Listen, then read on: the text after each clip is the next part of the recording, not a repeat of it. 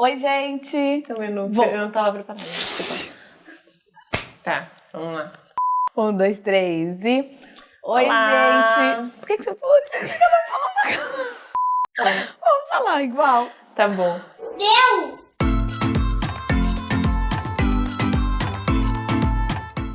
Oi, gente! No vídeo de hoje, a gente vai falar de um tema que não é muito legal. Agradável, é meio desagradável, mas ao mesmo tempo é muito frequente, então é importante sim a gente abordar. E a gente vai sabe falar sobre aborto. Isso, e a gente sabe que muitas mulheres passaram por isso, muitas famílias passaram por isso, e a gente sabe que não é fácil e é muito comum isso acontecer, infelizmente, mas acontece e tudo tem um porquê de acontecer. Eu falo que é muito louco esse tema porque eu só consegui, claro, como médica, você tem empatia, você tenta se colocar no lugar da pessoa, mas a gente vai entender mesmo quando a gente passa por isso. E como eu tive caso na família, então depois que eu passei, depois que eu vi o que minha irmã passou, a gente consegue entender que desde o momento que vê aquele positivo, mesmo no teste de farmácia, pronto, você já é mãe naquele momento. E cria toda aquela expectativa do barrigão, de tirar fotos e de contar para todo mundo. E até por isso que muita gente, na verdade, né, muitas nossas mães, avós, elas falam, ai, não conta, né, deixa pra passar o comecinho da gravidez, não conta pra ninguém.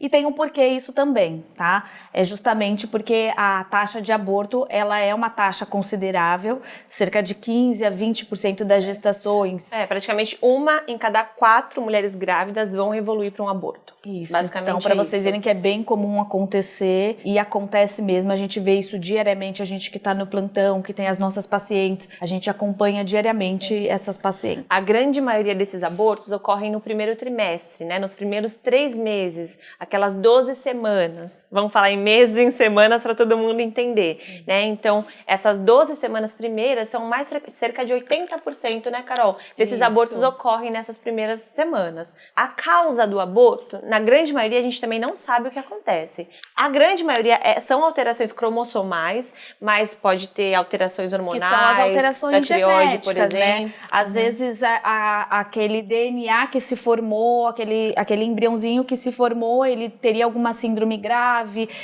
às vezes não seria compatível com a vida, e o nosso corpo, o corpo da mulher, a natureza, ela é sábia, como sempre, e ela identifica que aquela gestação não seria uma gestação normal, segura, que não seria viável, né, não conseguiria sobreviver, e ela trata de interromper logo no comecinho, que é a grande maioria dos abortos, tá? Mas também existem os outros tipos de aborto. Existem os abortos recorrentes também, que são menos comuns. Pessoas que têm 3 ou mais abortos recorrentes, né? Merecem uma atenção especial, né, para investigar causas, como, por exemplo, a trombofilia, né, que é uma causa bem específica, que a gente sabe que tem tratamento, tem medicação que a gente pode entrar para evitar com que isso ocorra. Por isso que é importante, quando você teve 3 ou mais perdas, procure um médico para investigar, tá? E mesmo investigando, às vezes doença autoimune, que está muito comum, cada vez mais pacientes que têm lúpus, causas endocrinopatias, que é o diabetes, da tireoide, diabetes descompensada, tudo isso. Às vezes acha que não, mas tudo isso pode afetar sim a gravidez inicial. Por isso que teve perdas, procura o médico, vamos investigar. E mesmo investigando, algumas vezes a gente não consegue descobrir a real causa.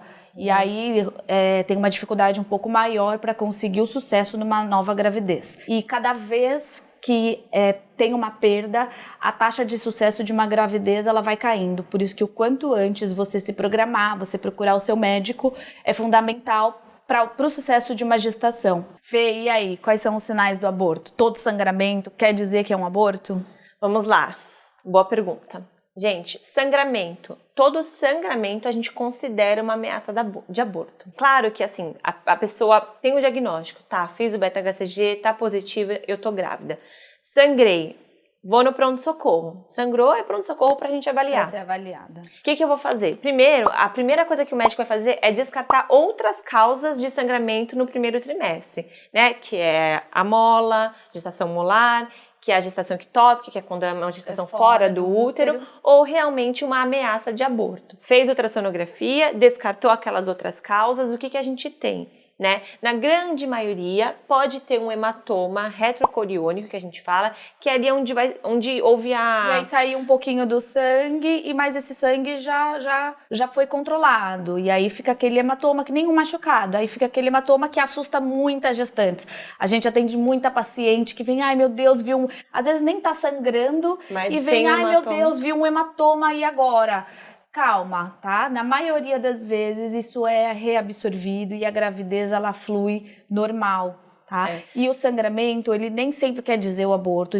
Tem muita mulher que no comecinho da gravidez ela sangra. Até às vezes na implantação. Na nidação, quando vai implantar. Tem paciente que fala, eu tava grávida e tava menstruando. Na verdade, não é a menstruação, né? Na verdade, era aquele concepto que tá se infiltrando, tá se adaptando lá dentro do útero para ele crescer e se nutrir e virar um bebezão.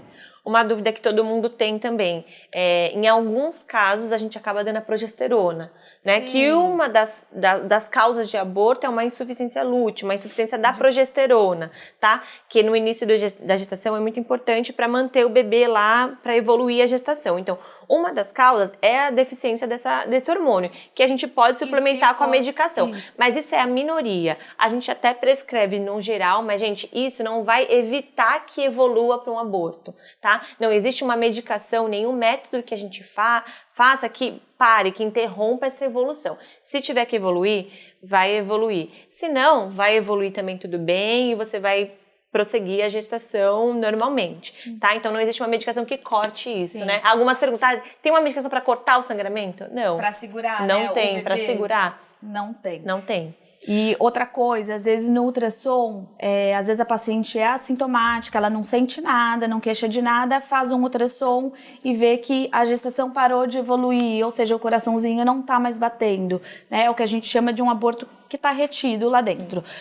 Aí vocês perguntam, precisa intervir, precisa internar, e agora eu tô com um bebê quero ficar morto com meu bebê dentro da minha barriga e agora isso vai me prejudicar?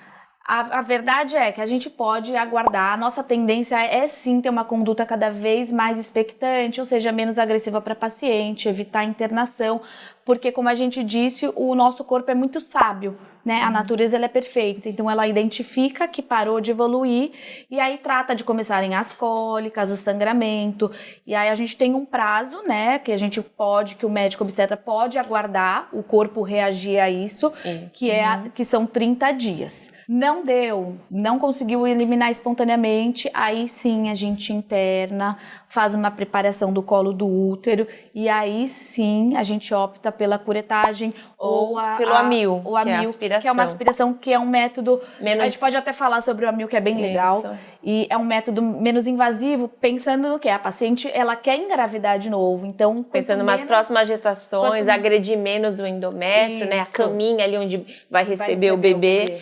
Então, quanto menos intervenções, melhor, né? O ideal seria que todo mundo que acabou evoluindo com aborto, que evoluísse espontaneamente, né? Esse seria o ideal, mas a gente sabe que é difícil, tem a parte tem gente também que psicologicamente não tem condições de aguardar. Às vezes a família, ai meu Deus, vai dar um problema pra você, precisa tirar logo, mas não, o importante é você estar bem orientada, você fazer um acompanhamento direitinho, você saber todas as consequências e ouvir o seu médico. Acho que orientação, a pessoa entender o que pode acontecer, né, o benefício de cada coisa e junto médico com a paciente optarem pela melhor escolha naquele momento, então esse é o principal, né, porque não dá para ficar com dúvidas, não dá para ir para casa sofrendo o que eu poderia ter feito, o que eu não poderia ter feito. Então acho que o mais importante nesse momento é tirar dúvidas, ser bem orientado.